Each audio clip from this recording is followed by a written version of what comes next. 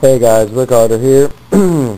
Well, I was going to drill out this here power supply cage, but I come into a problem. My I don't know, 15-year-old drill decides it doesn't want to work now. I've got everything that I need. I got drill bits, I had a drill, safety glasses, case, and I guess you could say me.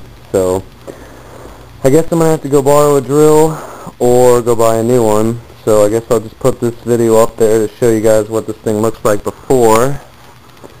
As you can see, it's been stripped completely down, and I'll make another video of what my stuff is set up looking like now. I'm going to see if I can get the higher overclock on the 4500 while it's out. Everything's been cooled to fans and such, so we will see what happens here, and we'll do another update whenever I get a new drill.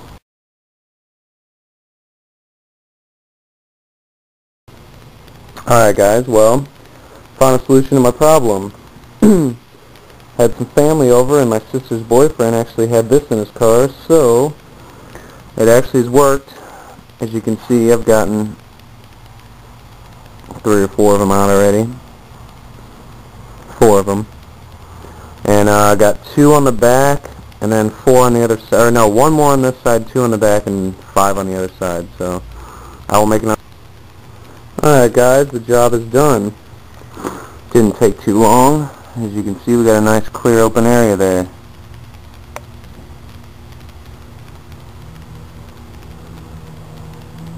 Only thing that worries me is when this came out, it took all these mounting screws here, so I have to figure out what I'm going to do with that to mount either the power supply or the oh, actually no, it's got that bracket. It should go up on there. Alright, we should be alright. Anyway, that's the deal. That's what did it. And our 1/4 inch and 1/8 inch drill bits, as you can see, all drilled out. And they look pretty good.